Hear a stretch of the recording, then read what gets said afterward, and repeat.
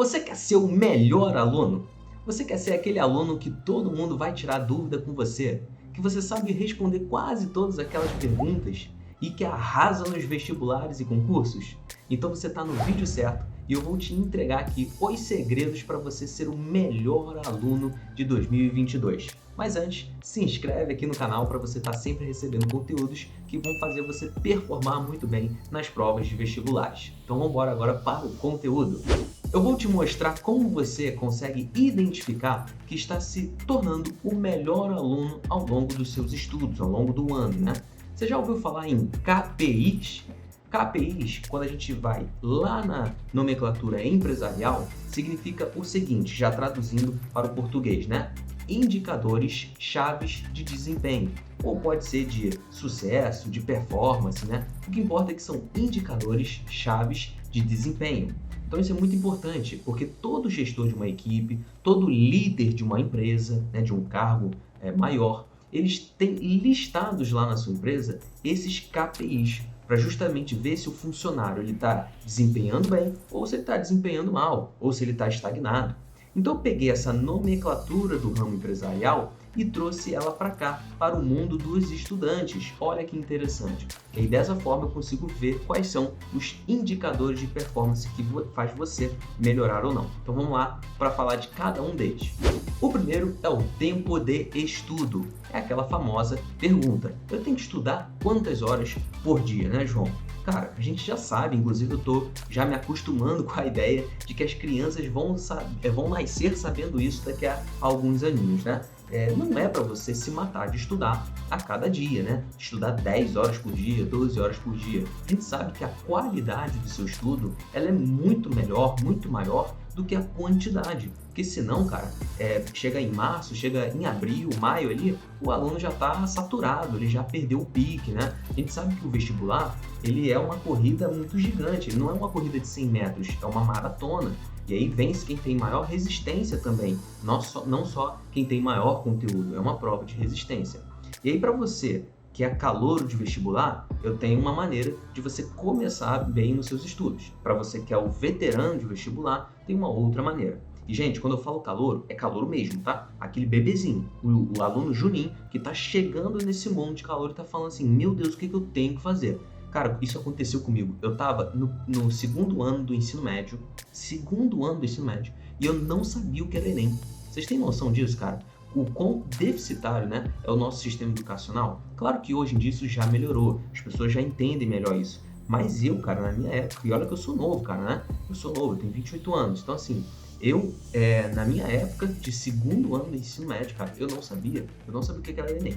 Bom, então eu tô falando desse cara que um dia eu fui, tá? Um dia eu fui, o calouro de vestibular. Para esse cara entrar ali no ramo, entrar no jogo sabendo as regras, é interessante que ele comece vendo a teoria primeiro e depois vá para os exercícios. Ah, João, mas tem a metodologia de estudar por questões. Sim, ela é maravilhosa e ela funciona sim.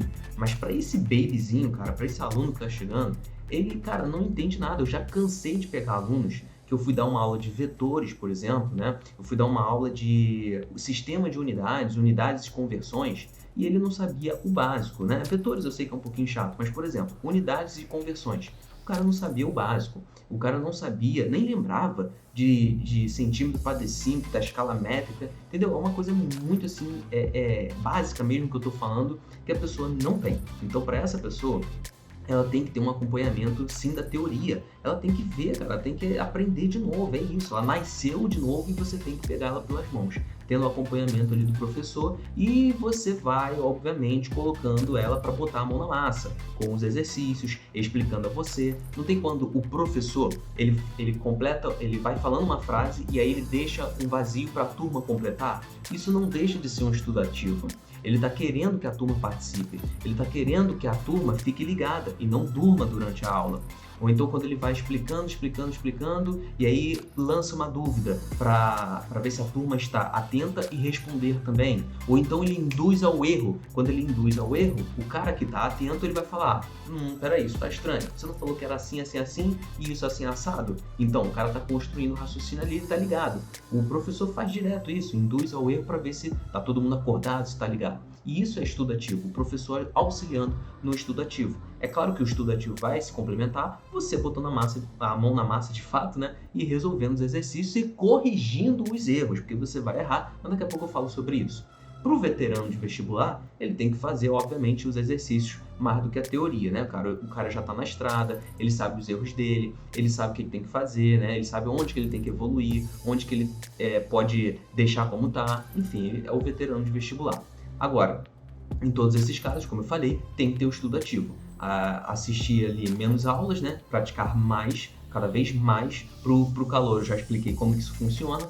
E aconselho aqui, gente, assistir 2 disciplinas por dia. 2 disciplinas por dia, né? Períodozinho ali da manhã, acordou, fez uma atividade física, tomou um cafezinho, tomou o seu banho, vai começar os estudos. Então ali começando os estudos, 2 disciplinas por dia ali na manhã.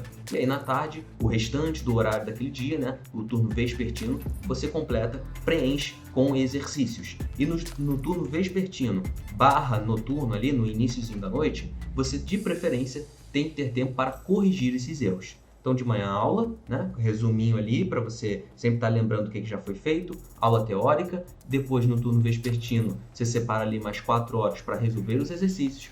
E depois, no final, você tem ali umas 2 horas para corrigir os erros que você teve, tá? O segundo índice é o dias de estudo. Aquela pergunta também, será que eu tenho que estudar todo dia? Resposta, depende. Depende de várias variáveis. É porque depende assim do seu limite mental e físico. Depende, gente, do seu curso online ou presencial e da intensidade que ele coloca para vocês estudarem, né? Da rotina de estudos que ele emprega. Depende das condições do local que você vai estudar. Não tem aquela casa barulhenta? Não tem aquela biblioteca que não é tão silenciosa assim? Depende se você trabalha ou não. Esse aqui é delicado, inclusive, né? Então, assim, eu teria que analisar individualmente vocês. Aliás, esse é um trabalho individual. Esse é um trabalho personalizado. Você aí na sua vida vai identificar se você precisa estudar todo dia ou não. Mas, gente, independentemente disso, cara, na minha experiência de vida, consultando vários alunos, tendo contato com vários alunos, eu já vi pessoas que não tinham recurso material algum, uma família completamente bagunceira dentro de casa. Eu já vi também que não tinha dinheiro nenhum para comprar livro, apostila, seja lá o que for, trabalhava para poder ajudar em casa e mesmo assim passou, por exemplo, em medicina. Eu conheço alguns exemplos assim, tá, gente? Então, moral da história, uma coisa é certa, você é a única coisa que pode te impedir de alcançar o seu sucesso. Por outro lado, você é a única coisa também que pode te alavancar para alcançar esse sucesso. Nesse vídeo aqui, gente, eu quero me focar, eu quero ater apenas, né, a você que não trabalha. Depois eu posso fazer, né, um outro vídeo, prometo trazer, bota aí nos comentários se vocês quiserem, né, trazer um vídeo que ajude a galera que também trabalha, estuda e trabalha. Mas para você aí que não trabalha, eu aconselho, né, a estudar todo dia. E, gente, isso não é sacrificante. Isso aí, inclusive, vai sendo prazeroso ao longo dos seus estudos, né? Mas a ideia é o seguinte, durante a semana, você vai ter o estudo ativo normal de todas as disciplinas, né? São 2 disciplinas em 5 dias da semana, segunda até sexta. Então, você tem aí 10 disciplinas por semana para serem vistas. Vamos lá, português, matemática, história, geografia, filosofia e sociologia eu vou considerar como uma, literatura e artes vou considerar como uma também, física, química, biologia e a redação. Então são 10 aí no seu pacote por semana, tem que ver. João, muita coisa? Sim, sabemos, mas esse é o jogo. Essas são as regras do jogo. No sábado, simplesmente dedicado aos simulados. A gente sabe que hoje em dia é prioritário você fazer simulados. No domingo, correção dos erros. Mas, João, eu já fazia isso durante a semana. Sim, só que o domingo é onde você vai compilar tudo isso. Você vai completar a sua correção de erros. Porque durante a semana, você acha mesmo que vai dar tudo para fazer? Você acha mesmo que não tem imprevistos? Não existe estudo perfeito, eu já falei e repito. O que existe é o saldo positivo no final do dia. Então você vai acumular sim, isso é normal de acontecer. Se não está acumulando, tem alguma coisa errada aí. Você está empurrando com a barriga, na verdade, porque vai acumular. E aí no domingo você tem que aparar as arestas. O domingo eu chamo do dia das arestas, que é justamente para você aparar, corrigindo os erros. Então, gente, imagine 20 questões erradas daquela semana. São, em tese, 20 conteúdos para aprender, 20 conteúdos novos para você reaprender. 20 conteúdos novos por domingo significam 100 conteúdos novos por mês. Ou então 1000 conteúdos novos por ano se a gente pega aí 10 meses, Porque geralmente é isso que a gente estuda. Pega ali fevereiro, vai até novembro, em média 10 meses, Então 1000 novos conteúdos para você aprender. Olha que maravilhoso, é uma conta maneira. E, gente, repito, para você gostar de estudar, para você que acha que é sacrificante, tedioso, né? Você tem que errar primeiro. Para você gostar de estudar, você tem que errar primeiro. Como assim, João? Ué, se você erra, você vai corrigir os seus erros. E aí você aprende. Porque a gente aprende corrigindo os erros. A gente não aprende errando, a gente aprende corrigindo os erros. E você aprendendo, você erra menos. E se você erra menos, você percebe pequenos progressos. E se você percebe pequenos progressos, você toma gosto pelo estudo. É assim na vida, é assim que o seu cérebro funciona, por recompensa. Então, quando ele começa a ver pequenos progressos, ele fala, opa, essa parada aqui é maneira. Vale a pena investir tempo fazendo isso aqui, porque isso aqui vale a pena. O cérebro funciona assim. O terceiro KPI é o local de estudo. Eu não estou falando do local físico, eu estou falando da influenciosfera. Eu estou falando das pessoas que estão naquele local, que vão ficar ali ao seu redor. Gente, aproxime-se de pessoas que têm o mesmo propósito que você, que também estudam. É impressionante o fato de pessoas que são âncoras de te puxarem para baixo e você ficar ali. E olha o poder disso é grande, inclusive, tá? Então se aproxime dessas pessoas. É a tal da influenciosfera. E aqui vale uma outra observação, um outro comentário muito importante. Como você vai estar mergulhado nesse ano de vestibular, né? Você é a única pessoa que sabe a hora de estudar e sabe a hora de relaxar. Você tem que desenvolver, e você vai desenvolver isso ao longo desses anos, né? O autoconhecimento e a autogestão.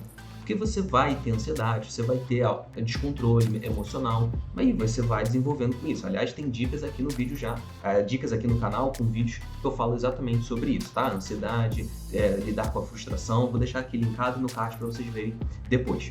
Então, assim, críticas externas vão acontecer o tempo todo. A pessoa, a família vão falar assim, pô, você só sabe falar de estudo, você só sabe falar de vestibular, você não tem tempo para família, você não tem tempo para mim, namorada, né? Você não tem tempo mais para ver os seus amigos.